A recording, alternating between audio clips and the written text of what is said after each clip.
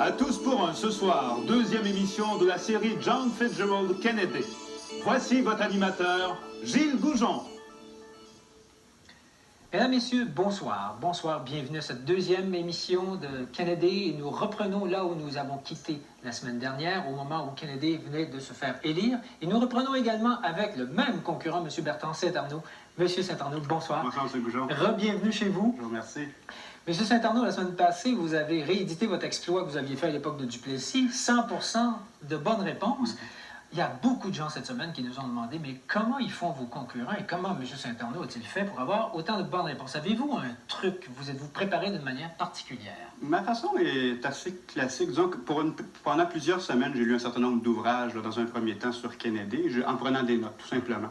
Et peut-être dans les 10 jours qui ont précédé l'émission de la semaine dernière, ce que j'ai fait, c'est que j'ai repris toutes les notes que j'avais accumulées au fil des semaines et je les ai transformées sous forme de questions. Combien? Je suis arrivé un peu plus que 2000. 2000 questions? Oui.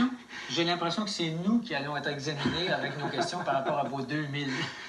Ce que je disais à des gens de votre équipe la semaine dernière, c'est si vous manquez de questions, je peux vous en fournir. J'en ai 2000 dans ma serviette. Si jamais vous cherchez la réponse à la 2001e, il y a à la maison des gens qui seront prêts à vous aider pour un appel à tous si jamais vous en avez besoin. Vous connaissez le jeu, vous jouez ce soir pour 7500 $. Vous devez réussir nos 4 étapes. Il y a donc un appel à tous possible. Ça y est, on va y aller, on va démarrer, on reprend là où on a quitté. John F. Kennedy est élu en 1960 et à ce moment-là, sur les États-Unis, va passer une espèce de grand frisson d'espoir.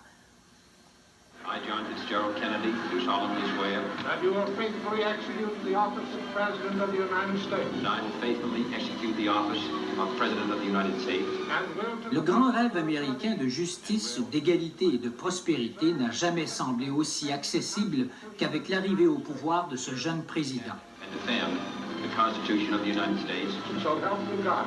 So help me God. Kennedy profite de son premier discours pour lancer ce défi à ses concitoyens.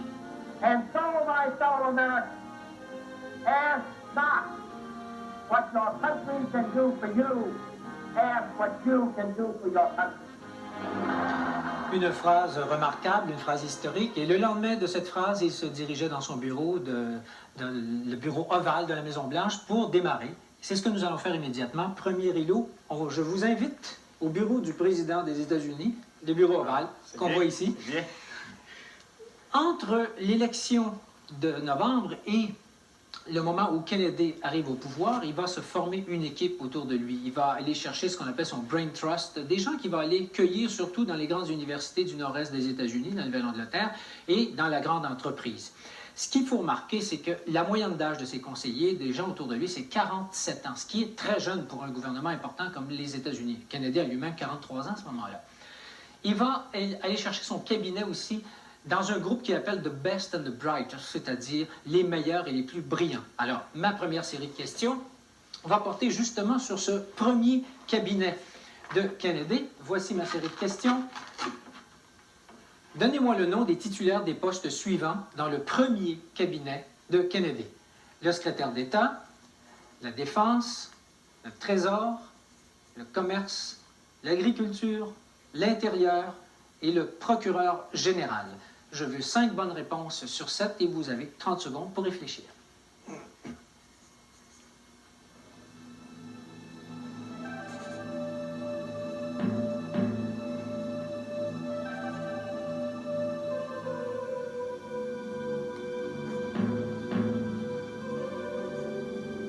Je pense qu'on peut y aller. Allons-y. Oui. Est-ce qu'on y va dans l'ordre? On peut y aller dans Très l'ordre. bien. Donc, secrétaire d'État, Le secrétaire d'État, c'est Dean Rusk. Dean Rusk. Vous avez raison qu'il avait été cherché à la Rockefeller Foundation, à la Défense. À la Défense, Robert McNamara. McNamara, évidemment, qu'il avait été cherché, qui était président de Ford aux États-Unis. Au Trésor, Au Trésor, Douglas Dean. Douglas Dillon, vous avez raison. Au Commerce, Au Commerce, je dirais Luther Hodge. Luther Hodge, vous avez raison. À l'Agriculture, À l'Agriculture, l'ancien gouverneur du Minnesota, Orville Freeman. évidemment, M. Freeman, ça va très bien, donc vous avez déjà 5 sur 7. À l'Intérieur, À l'intérieur, un ancien représentant de l'Arizona, Stuart Udall. Stuart Udall. Et finalement, évidemment, le procureur. Et le procureur général, bien, il avait nommé son jeune frère de 35 ans, Robert Kennedy. Robert Kennedy, vous avez raison, 100% au démarrage, ça va très bien. Robert Kennedy, qui n'avait que 34 ans. Et d'ailleurs, est-ce que ça vous a frappé à quel point il avait été chercher, entre autres, des conservateurs, des gens qui étaient même républicains pour l'entourer? Oui, ça m'a frappé parce qu'il y avait 2 républicains dans son cabinet, mais ce qui m'a le plus frappé, M. Goujon, c'est qu'il est allé chercher des gens forts. Il est allé chercher dès 58-59, en se préparant pour la présidence, les gens les plus forts, à Harvard, au MIT, dans les grandes universités, les gens les plus compétents. Et je pense que c'est un trait d'un grand leader que de savoir s'entourer de gens très compétents. Alors, on va continuer avec le deuxième îlot après cette pause publicitaire. On se retrouve donc dans 2 minutes après cette pause. À tout de suite. Harry Truman once said there are 14 or 15 million Americans who have the resources to have representatives in Washington to protect their interests. And that the interests of the great mass of the other people, 150 or 60 million, is the responsibility of the President of the United States. And I propose to fulfill it.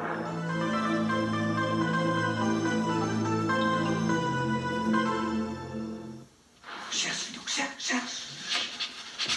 Marcel, t'es pas en train de chercher tes cadeaux, là? Non, c'est juste un peu de ménage. Personne ne put résister aux 4 personnages Looney Tunes de McDonald's. 2,89 $ chacun, dont 50 cents iront aux œuvres de bienfaisance pour enfants. Ronald McDonald. Je ne peux pas y résister. Fido!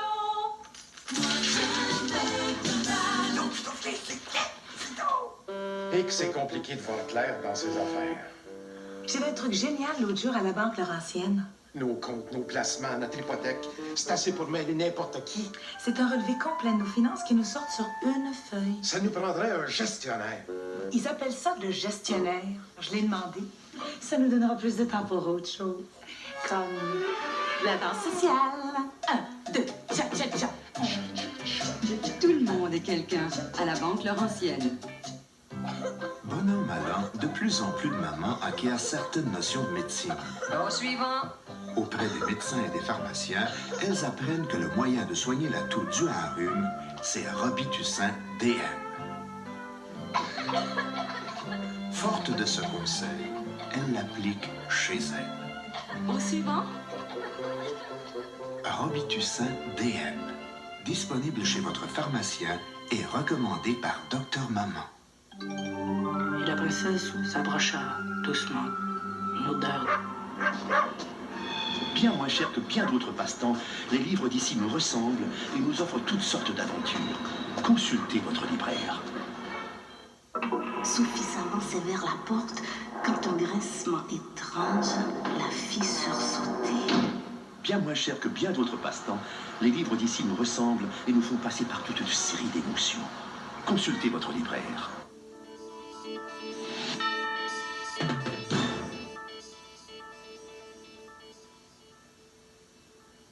Alors, M. Saint-Arnaud, au moment où Kennedy prend le pouvoir, au plan interne, le dossier le plus chaud, le plus important, c'est celui des droits civiques, celui de l'inégalité entre les Noirs et les Blancs. Parce qu'il faut le répéter et le dire, dans l'Amérique des années 60, il y avait encore une telle chose que la ségrégation raciale. Nous sommes ici, vous et moi, dans une prison de l'Alabama. C'est le soir. Et cet homme, c'est un activiste qui a été arrêté il y a quelques heures. Pardon, monsieur. Pouvez-vous me dire pourquoi vous êtes en prison? Quel crime avez-vous commis? J'ai participé à une manifestation pour la reconnaissance des droits civiques des Noirs américains. Quelle est votre opinion du président Kennedy? C'est grâce au vote des Noirs qu'il a été élu. Son frère Bobby et lui ont nommé plusieurs des nôtres, juges ou cadres dans l'administration, mais c'est insuffisant. Il nous avait promis durant la campagne électorale qu'il pouvait supprimer d'un trait de plume les fonds fédéraux pour les projets discriminatoires, et 2 ans plus tard, il ne l'a toujours pas fait. Mais pourquoi, selon vous? Il ne veut pas se mettre à dos les démocrates du Sud, qui sont aussi racistes que les républicains. Il propose des réformes timides. C'est mieux que quiconque avant lui, mais ça reste décevant. Mais vous, personnellement, aujourd'hui, qu'est-ce qui vous est arrivé?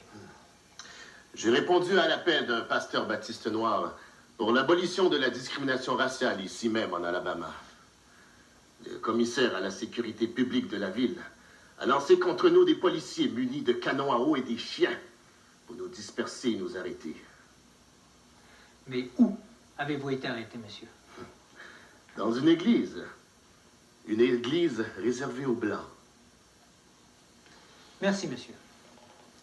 Monsieur Saint-Arnaud, ma série de questions va porter justement sur ces événements tragiques de l'Alabama à cette époque-là. Voici mes questions. S'il vous plaît, donnez-moi le nom du pasteur Baptiste Noir qui a organisé la série de manifestations du printemps 63 en Alabama. Donnez-moi le nom de la ville d'Alabama choisie pour cette manifestation. Le nom du commissaire à la sécurité publique qui ordonna la répression de la manifestation. Le nom du gouverneur de l'Alabama au moment de cette série de manifestations. Et enfin, donnez-moi le nom du responsable de la division des droits civiques du département de la justice que Robert Kennedy va envoyer sur les lieux, donc le nom de son émissaire. Je veux 4 bonnes réponses sur 5 et je vous accorde évidemment 30 secondes pour réfléchir.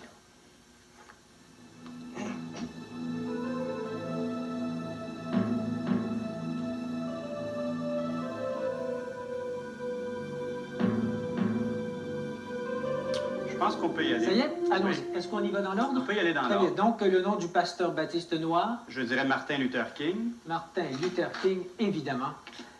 Dans quelle ville? La ville, c'est Birmingham.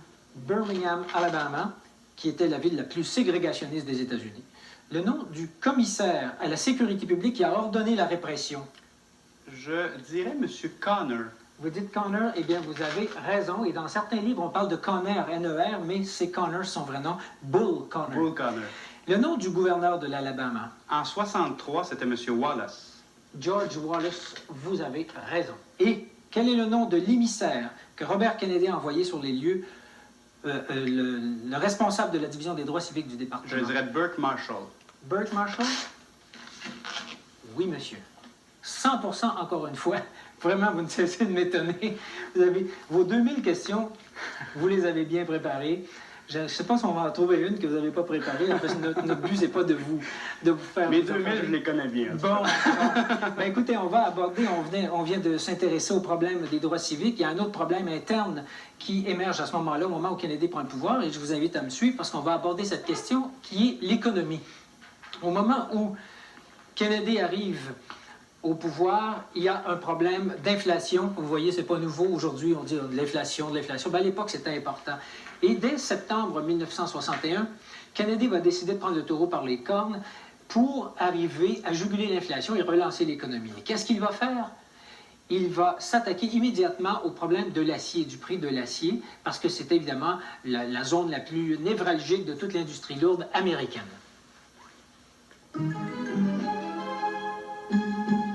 Avec l'aide de son secrétaire d'État au travail, lui-même ancien avocat du syndicat des métallos, Kennedy convainc les travailleurs d'accepter un gel de leur salaire pour stabiliser le prix de l'acier. Quelques mois plus tard, le président de la plus importante aciérie américaine annonce une augmentation du prix de la tonne d'acier. C'est une provocation, car au gel des salaires devait correspondre un gel des prix et des profits. Quand on connaît Kennedy, qui n'aime pas se faire flouer comme ça, il croyait avoir une entente et il y a quelqu'un qui a triché quelque part, Kennedy a réagi violemment. Il a dit aux gens de l'acier, je vous donne 72 heures pour revenir, sinon je vous coupe l'accès aux lucratifs contrats du ministère de la Défense. Et de plus, je vais lancer une enquête anti-monopole. Et finalement, ça a été un drame important dans le début de la carrière politique de Kennedy, cette question-là, et nous allons l'aborder dans la série de questions que voici. Alors, M. Saint-Arnaud, donnez-moi, s'il vous plaît, le nom de la plus grande aciérie américaine qui a rompu le gel des prix, qui a triché finalement. Le nom du président de cette aciérie. De combien de dollars la tonne était cette augmentation du prix de l'acier? Donnez-moi, s'il vous plaît, le nom du secrétaire d'État au travail de Kennedy. Et aussi le nom de la petite aciérie qui va plier la première à la demande de Kennedy et entraîner toutes les autres à sa suite. Est-ce que mes questions sont claires? C'est clair. C'est clair? Vous avez 30 secondes. Je veux 4 bonnes réponses sur 5.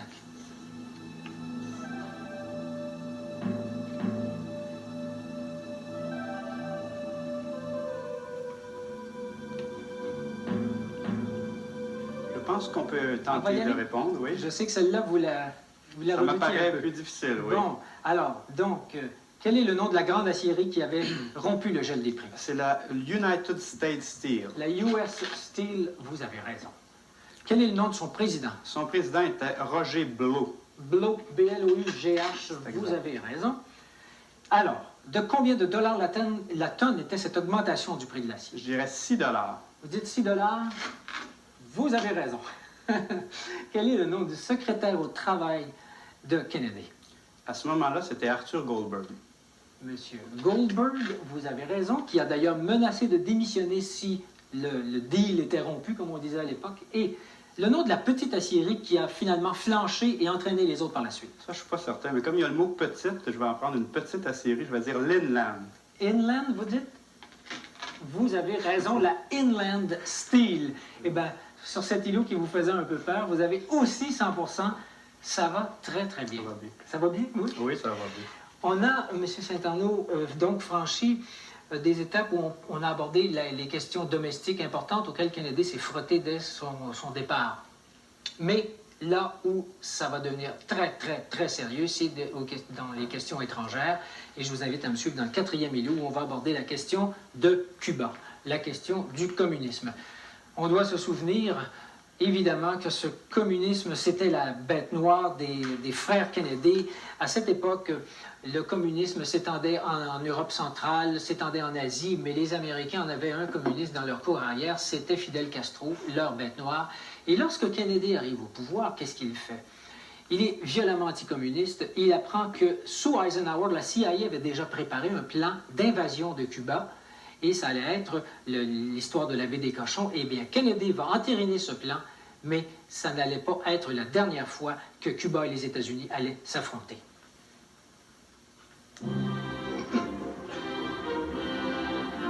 En octobre 1962, en pleine guerre froide, les Soviétiques décident de narguer les Américains en installant des missiles nucléaires de moyenne portée à Cuba, à 150 km des côtes américaines. Des photos prises par des avions espions U-2 confirment la rumeur. Kennedy réagit en déployant un blocus naval autour de Cuba pour forcer les navires soviétiques à rebrousser chemin.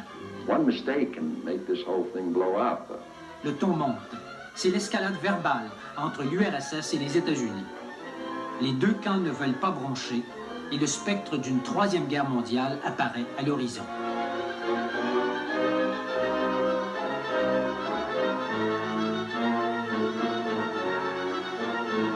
Personnellement, je me souviens très bien qu'on a vraiment eu peur qu'il y ait une troisième guerre mondiale et celle-là, elle aurait été atomique. Mais ce qui est incroyable, c'est de voir comment on a commencé à régler ce problème-là. C'est qu'à un moment donné, il y a un conseiller de l'ambassade soviétique qui a contacté un journaliste américain du réseau ABC en lui disant, qu'il connaissait bien, en lui disant « Mon vieux, on est en train de mourir tous les deux, ce qui se passe, il faut en parler ». Ces deux hommes-là ont obtenu un peu l'aval de leur pays pour parler et amorcer des discussions, et ça a permis à Kennedy et à Khrushchev de recommencer à se parler, de se faire un peu plus confiance et de sauver la face. Alors, ma série de questions va porter sur cet incident majeur qui a failli enflammer le monde pour une troisième fois en dedans de quelques années. S'il vous plaît, donnez-moi le nom du journaliste du réseau ABC. Donnez-moi le nom du conseiller soviétique, qui était aussi membre du KGB, qui participa au dénouement de la crise. Je veux le nom du sénateur républicain de l'État de New York, qui, dès le mois d'août 62, va dénoncer l'installation d'un arsenal soviétique à Cuba. Le nom de l'ambassadeur de l'URSS à Washington au moment de la crise des missiles. Et le nom de l'ambassadeur des États-Unis à Moscou, nommé peu de temps avant cette crise. C'est clair? C'est très clair. Vous avez 30 secondes, je veux 4 bonnes réponses sur 5.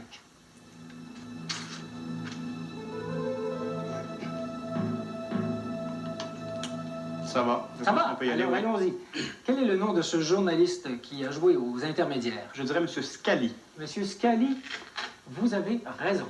Le nom du conseiller soviétique qui avait contacté M. Scali. Je dirais M. Fominé. M. Fomin. Voilà, M. Fomin, Alexander Fomin, qui était un ami personnel de Khrushchev, d'ailleurs. Sénateur républicain qui, dès le mois d'août 62, avait dénoncé l'installation de l'arsenal Le soviétique. sénateur Kenneth Keating. Kenneth Keating, vous avez raison. Keating qui voyait venir les élections de l'automne suivant et qui se servait de ça comme base électorale.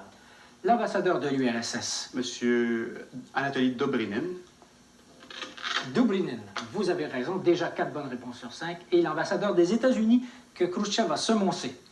Je dirais que c'est M. Colère. Monsieur Colère, Colère, vous avez raison, monsieur, vous m'épatez.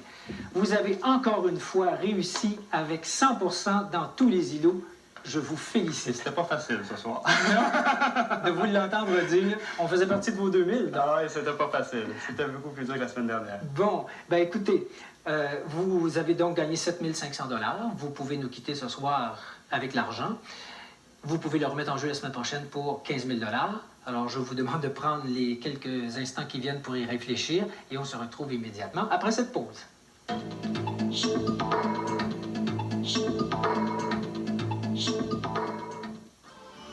Cette année, je n'ai pas eu besoin de courir après les suggestions. Pour l'oncle Henri qui aime la géographie, pour la grande Irène et ses mots croisés, pour les jumeaux qui font leur secondaire, un tout nouveau Robert, le dictionnaire québécois d'aujourd'hui. Un outil complet qui fait une large place à la langue française du Québec. Un nouveau fleuron à la grande série des dictionnaires Robert, en vente à un prix très abordable. Passez chez votre libraire et découvrez le nouveau dictionnaire québécois d'aujourd'hui. Vous m'en donnerez des nouvelles. Bon an, mal an, de plus en plus de mamans acquièrent certaines notions de médecine. Au suivant. Auprès des médecins et des pharmaciens, elles apprennent que le moyen de soigner la toux due à un rhume, c'est Robitussin DM. Forte de ce conseil, elle l'applique chez elle. Au suivant. Robitussin DM. Disponible chez votre pharmacien et recommandé par Dr Maman. Directement du pôle Nord, Tiggy rencontre Gratteux. Madame, monsieur, bonsoir. Nous sommes encore en compagnie de l'homme qui garde Noël à la portée du citoyen, et je nommé le comptable Gratteux, auteur de la 2e édition du Super Guide Cadeau Canadien Tailleur. Plein de domaines, comme le Sport Track à 74,99, un rabais de 20 $, et de Mastercraft, le jeu de clés 59 pièces à 69,99, un rabais de plus de 50%. Mais avant, ils sont la parole et entre géants complices. Chez Canadian Tire, le choix est gros. Ah, des gratuits de petits prix, de petits prix. Ah, mais vous répétez, mon cher. Bon, tout le monde est là, Marcel aussi? Ok, l'ordre du jour sera... Augmentez votre efficacité à 100% avec Téléforum de Bell, le service de téléconférence qui vous permet de réunir les bonnes personnes au bon moment. Nombre de participants illimité. Champ d'action, le monde. Pour votre prochaine téléconférence, faites le 0. Je suis d'accord, ça vaut vraiment la peine. Les services de vidéo et d'audioconférence, une autre solution de Bell pour les gens en affaires.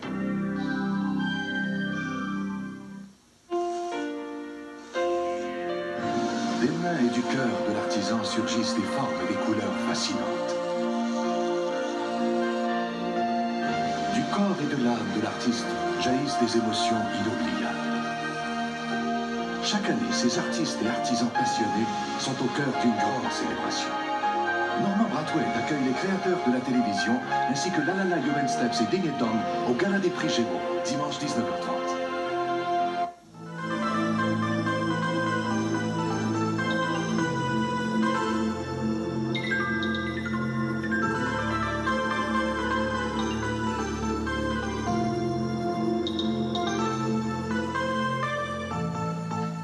C'était une famille heureuse, mais je pense que vous êtes aussi un homme heureux ce soir. Ah, je suis bien content. Je suis bien content. Deuxième semaine de suite, 100%. Alors, vous nous revenez la semaine prochaine? Pour 15 000, on a ça Oui, pour 15 000? 15 000? Allons-y pour 15 000 la Très semaine bien. prochaine. 15 000 la semaine prochaine. Vous avez déjà aussi en question prime 1 500 $ d'accumuler.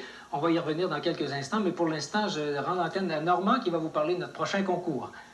Merci Gilles. Eh bien voilà une autre excellente prestation de la part de M. Saint-Arnaud, à qui l'audace sourit. D'ailleurs, eh bien vous aussi, vous pourriez participer à Tous pour un. Et pour ce faire, vous devez vous présenter au concours. Il y a 2 étapes à franchir. Tout d'abord, un examen écrit de présélection qui a lieu simultanément dans 18 villes au Canada. Et ensuite, un examen oral de sélection finale. Alors, ce qui est très important, vous devez vous inscrire par écrit en spécifiant le sujet de votre choix et aussi la ville dans laquelle vous voulez passer votre examen. Notre prochain concours est la conquête de l'espace de Sputnik 1 à la station orbitale Freedom et la date limite d'inscription est le 23 décembre à minuit. Donc je répète, pour la conquête de l'espace, la date limite d'inscription est le 23 décembre à minuit. Voici maintenant l'adresse. Vous devez nous écrire à Tous pour un, case postale 9095, succursale A, Montréal, Québec, H3C 4M6. Et je veux vous souligner que pour participer à Tous pour un, il faut être majeur, avoir un domicile permanent au Canada et bien sûr posséder une bonne maîtrise de la langue française. Donc participez et bonne chance à tous. Gilles? Merci Normand. Allons-y tout de suite pour les questions primes à 300 $ la bonne réponse. Donnez-moi s'il vous plaît le nom du fils d'un ancien président américain qui a travaillé à la campagne de Kennedy de 1960. Je dirais Franklin Delano Roosevelt. Roosevelt Jr., vous avez raison. Qui avait écrit While England Slept, un titre de livre dont Kennedy devait s'inspirer lors de la publication de sa thèse de sciences politiques? Churchill. Churchill, vous avez raison. Donnez la date exacte du premier discours sur l'état de l'Union de Kennedy. Je dirais le 30 janvier 1961. 30 janvier 61, vous avez raison. Donnez le nom de l'activiste noir membre du NAACP qui fut assassiné à côté de sa maison de Jackson, au Mississippi, au moment même où Kennedy prononçait un important discours télévisé en faveur des droits civiques le 11 juin 1963. Medgar Evers. Medgar Evers. 4e bonne réponse. Donnez le nom, s'il vous plaît, du chef de la police de Dallas qui était en tête du cortège présidentiel lors de l'assassinat de Kennedy. Le chef de police. Le chef de police, je dirais monsieur Curie. Vous dites monsieur Curie? Ben, vous avez raison, monsieur, c'est monsieur Jesse Curie. Quelle mémoire. On continue? Donnez le nom de la base américaine toujours en opération à Cuba et que Kennedy croyait devoir perdre lors de la crise des missiles. Guantanamo. Guantanamo. Voilà, ben c'est tout le temps qu'il nous reste, que nous avions. Donc 1, 2, 3, 4, 5, 6 fois 300 $ qui s'ajoutent aux 1500 de la semaine dernière. Donc c'est à vous. On vous revoit la semaine prochaine pour 15 000 $. J'ai bien hâte de vous revoir. Vous m'épatez, monsieur Saint-Arnaud. Alors merci, bonne semaine. Au revoir à tous. On vous retrouve jeudi soir prochain pour la 3e et dernière sur Kennedy, juste avant Noël. Au revoir.